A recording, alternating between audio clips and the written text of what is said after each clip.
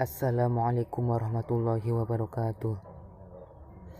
Alhamdulillahirabbil alamin wa bihi nasta'inu ala umuri dunya waddin. Sayyidina wa maulana Muhammadin wa ala alihi wa sahbihi ajma'in.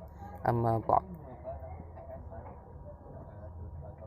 Pada kesempatan kali ini saya Hasan Rofi dengan NIM 2017402165 akan sedikit menyampaikan informasi tentang pengembangan sumber belajar.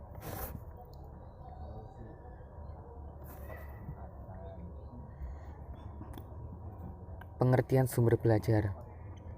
Sumber belajar adalah semua sumber baik berupa data, orang, dan wujud tertentu yang dapat digunakan oleh peserta didik dalam belajar, baik secara terpisah maupun secara terkombinasi, sehingga mempermudah peserta didik dalam mencapai tujuan belajar atau mencapai kompetensi tertentu. Dengan ungkapan sederhana, sumber belajar dapat merujuk pada sumber apapun yang digunakan oleh pendidik dan peserta didik untuk tujuan pembelajaran. Oleh karena itu, fungsi utama dari sumber belajar adalah mempermudah kegiatan belajar dan meningkatkan kinerja dalam konteks pengajaran dan pembelajaran.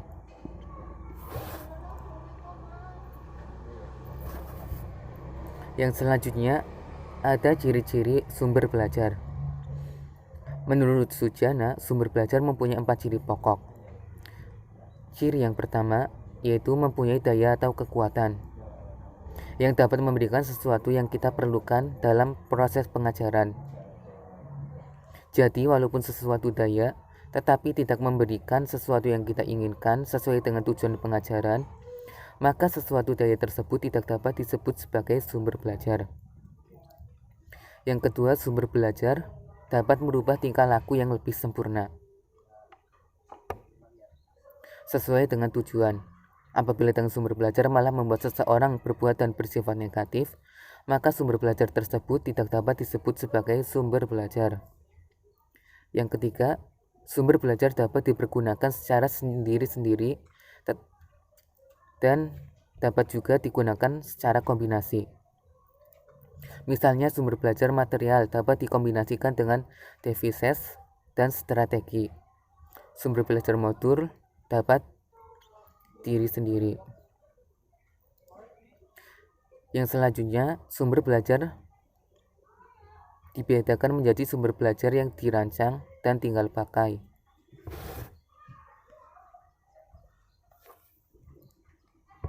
Lalu ada dasar pengembangan sumber belajar.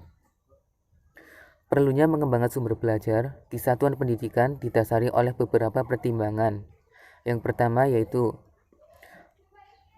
perkembangan ilmu pengetahuan, teknologi, dan seni begitu cepat, sehingga bahan pelajaran yang ada dalam buku teks pelajaran tidak dapat mengikutinya pada waktu yang bersamaan.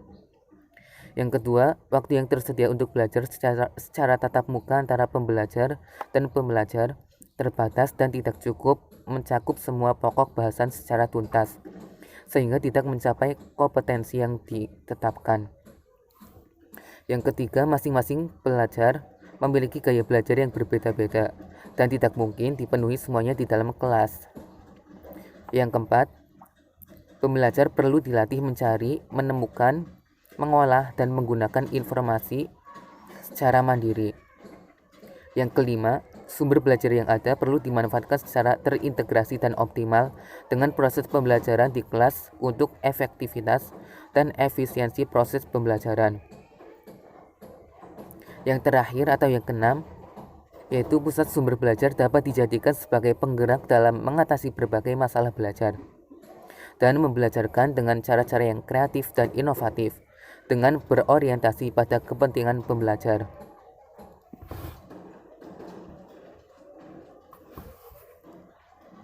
Selanjutnya ada tujuan pengembangan sumber belajar. Tujuan pengembangan sumber belajar dapat dilihat dari dua konteks, yaitu secara umum dan secara khusus. Tujuan pengembangan sumber belajar secara umum yaitu berguna untuk meningkatkan kualitas proses dan hasil belajar pembelajar secara individu dan keseluruhan dengan menggunakan aneka sumber belajar.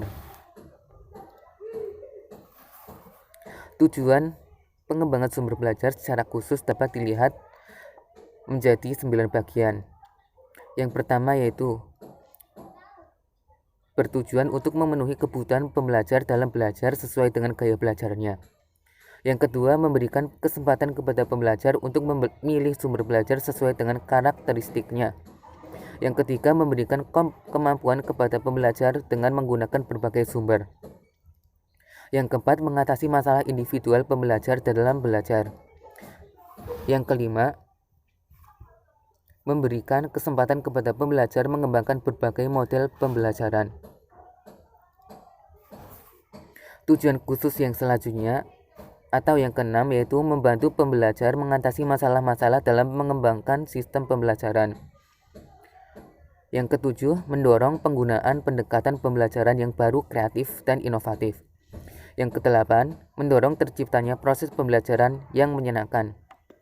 Yang kesembilan, mensinergikan penggunaan semua sumber belajar sehingga tujuan belajar tercapai secara efektif dan efisien.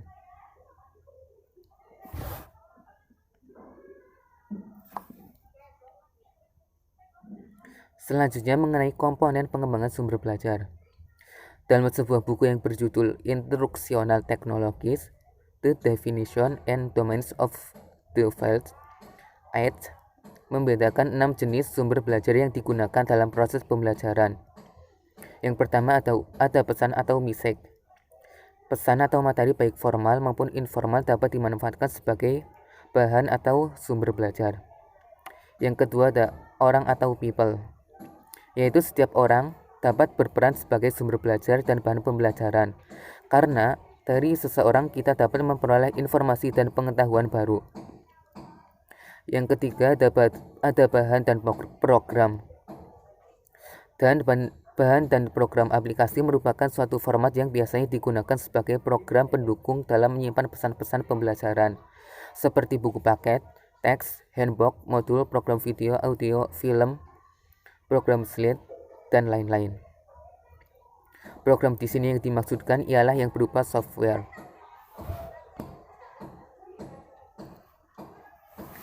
Komponen pengembangan sumber belajar yang selanjutnya ada alat atau device. Alat yang dimaksud di sini ialah benda-benda yang berbentuk fisik atau sering disebut dengan perangkat keras atau hardware yang berfungsi sebagai sarana atau alat bantu untuk menyajikan bahan-bahan ketiga poin yang sudah disebutkan sebelumnya. Yang kelima ada metode atau metode. Metode ialah cara atau langkah-langkah yang digunakan dalam pembelajaran. Cara penyampaian materi pembelajaran kepada pembelajar atau siswa untuk mencapai tujuan pembelajaran yang diharapkan. Yang keenam atau yang terakhir ada latar. Latar atau setting lingkungan ialah situasi dan kondisi lingkungan belajar, baik yang berada di sekolah maupun lingkungan yang berada di luar sekolah, baik yang sengaja dirancang maupun yang secara khusus disiapkan yang dapat digunakan oleh guru dalam pembelajaran. Sumber-sumber belajar yang telah disampaikan merupakan komponen-komponen yang dapat dimanfaatkan oleh pembelajar dalam proses pembelajaran. Aneka sumber belajar harus dipandang sebagai satu kesatuan yang utuh dalam sebuah proses pembelajaran. Semua jenis sumber belajar yang memang sesuai perlu dipertimbangkan demi tercapainya pembelajaran yang lebih baik. Dengan demikian, diharapkan akan berdampak positif terhadap hasil pembelajaran. Selanjutnya mengenai tahap-tahap perkembangan sumber belajar. Eric, seorang pemerhati pendidikan, menjelaskan tahap-tahap perkembangan sumber belajar. Dia membaginya ke dalam 4 bagian atau 4 tahap sebagai berikut. Yang pertama ada sumber belajar praguru. Dalam tahap ini, sumber belajar utama adalah orang dalam lingkungan keluarga atau kelompok. Sumber lainnya masih sangat langka. Adapun benda yang digunakan berbentuk dedaunan atau kulit pohon dengan bahan simbol dan isyarat verbal sebagai isi pesannya. Pengetahuan di sini diperoleh lebih banyak dengan cara coba-coba dan error, sehingga hasilnya pun masih sederhana dan mutlak di bawah kontrol orang tua atau anggota keluarga. Ciri khas dari tahap ini sifatnya tertutup dan rahasia. Yang kedua, lahirnya guru sebagai sumber belajar utama. Pada tahap inilah cikal bakal adanya sekolah.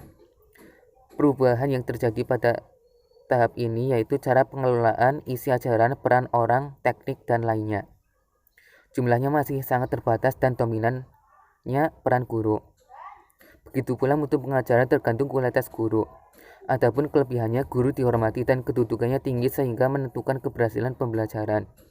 Kelemahannya bahwa jumlah siswa yang dapat dididik masih terbatas dan tugas guru sangat berat. Yang ketiga, sumber belajar berbentuk cetak.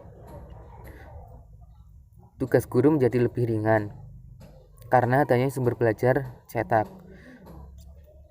dan siswa dapat mempelajari sendiri ketika belum paham. Kelemahan sumber belajar ini, terkadang penulisan buku belum baik dan isinya sulit dipahami oleh sebagian siswa. Kelebihannya yaitu materi dapat disebarluaskan secara cepat dan luas. Sumber belajar cetak di sini meliputi buku, majalah, modul, makalah, dan lain sebagainya. Yang keempat, sumber belajar produk teknologi komunikasi.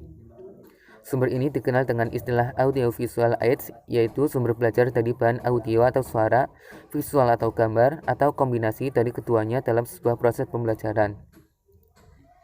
Istilah lain disebut juga media pendidikan yang biasanya didesain secara lebih terarah, spesifik, dan sesuai dengan perkembangan siswa.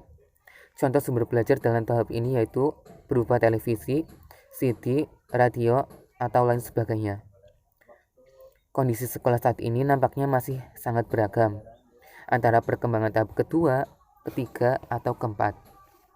Pada sekolah yang berada di pedalaman, keberadaan guru masih dominan mengingat masih terbatasnya sumber belajar lain. Sedangkan sekolah di perkotaan sudah memanfaatkan sumber belajar media cetak terutama buku. Dan sekolah lainnya secara maksimal telah memanfaatkan produk teknologi komunikasi, walaupun kuantitasnya masih sangat terbatas.